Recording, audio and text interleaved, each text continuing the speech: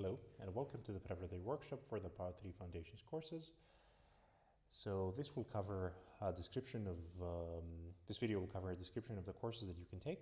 The first being Category Theory, taught by Professor Johnstone. So Category Theory, its motivation comes from the fact that several constructions in mathematics are very common, and a lot of structure going on is very common in different areas. For instance, the product of two groups in a way is a lot like the product of two topological spaces. And why is that? Well, the product of two groups has two projections, which in the case of groups are to its factors. In the case of groups, these are group homomorphisms. In the case of topological spaces, these are continuous maps to its two factors. And so category theory aims to uncover this structure, and therefore it is very useful, but at the same time it becomes very abstract, because somehow we sort of want to go beyond actual mathematical structures themselves, but look at a collection of structures of a certain type and the relationship between these, but from an abstract perspective to kind of understand how these kind of general and common structural patterns appear. So I would recommend this to anyone, of course, interested in foundations, although this will be very, very useful also to anyone interested in algebra, topology, geometry, and in fact even theoretical computer science. Although, as the description of the course suggests, there will be no kind of precise angle to this course. But yeah, in terms of prerequisites, there aren't any specific prerequisites that you should know. Familiarity with logic would be helpful, and familiarity with algebra would also be very good in order to have motivation for some of these ideas that come up. And yes, that's the first course. The second course in the foundations courses is model theory, non-classical logic, taught by Dr. Siqueira. So this is also a very interesting course. It combines two areas, and in fact two part 3 courses that were separate last year. The first is model theory, and so the first half of the course will be about classical model theory. Model theory is very similar to category theory in that it tries to abstract away from specific mathematical structures to more general kind of structural phenomena. But this is, if category theory does that from the perspective of algebra, model theory does that from the perspective of first-order logic and definability. So this will be for anybody who was interested in logic and set theory last year. There are connections to algebraic geometry, to combinatorics, to probability and measure, to even, again, theoretical computer science. And yeah, the second part, on the other hand, non-classical logic, this will be closely linked to last year's computability and logic course. It will cover, amongst other things, the simply typed lambda calculus, that you can see a couple of things about that in the computability video, the last one. Things about hating and creepy semantics and recursive models, amongst others.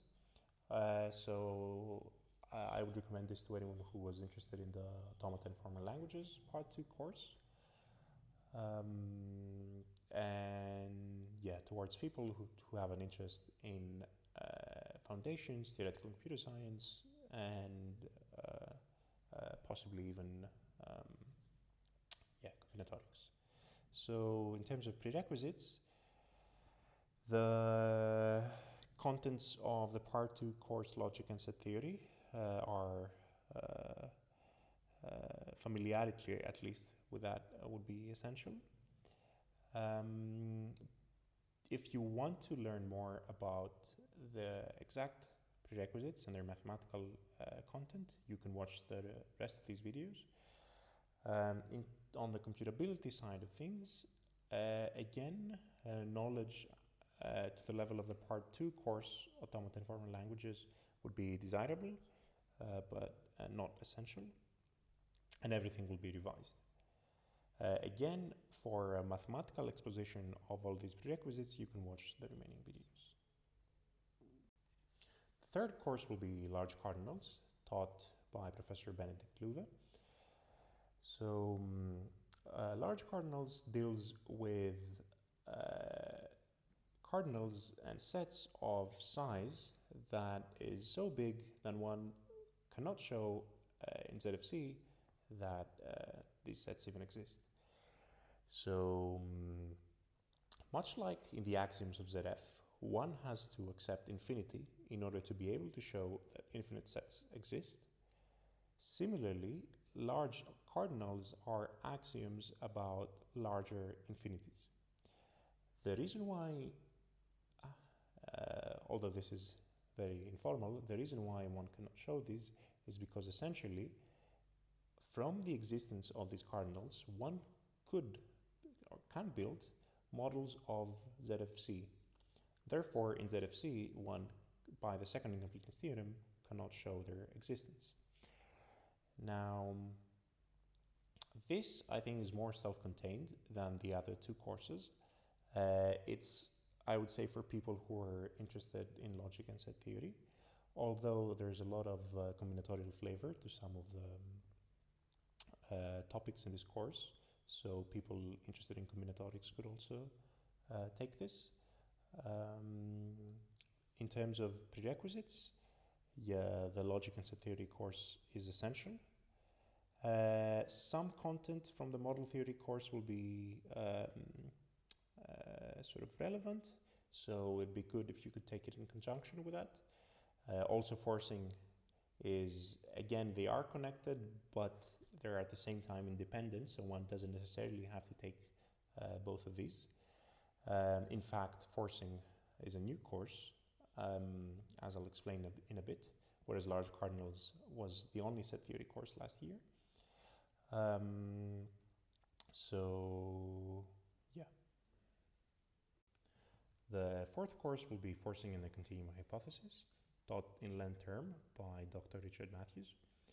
So the motivation from this comes from Cantor's famous theorem that, in fact, the size of the real numbers is much bigger than that of the natural numbers. And the question asked was whether there are any sets of size that sit strictly between these two sizes. So, meaning that it's not in bijection to the naturals, not in bijection to the reals, but there is an injection from the naturals to this set and an injection from this set to the reals. So it turns out that this statement, the existence of such a set, is totally independent from the other axioms of ZF, in fact, even from ZFC.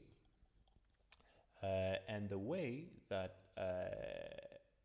the independence was shown came actually in two parts. First of all, one part is due to Gödel and due to his constructible universe. And Gödel showed that ZFC cannot prove the negation of the continuum hypothesis because in his constructible universe, the continuum hypothesis was true. On the other hand, much later, Paul Cohen invented this method of forcing to show that the continuum hypothesis cannot be proved in ZFC. So this was much more technical, required a lot more to do. And the content of this course will, to an extent, describe this, the idea behind this proof and the method of forcing. This will be for anyone who enjoyed the logic and set theory courses. Again, I think that this is self-contained, so this is purely a foundations course. Again, there is some combinatorial flavor to it, but it has no direct applications to any of the other Part 3 courses.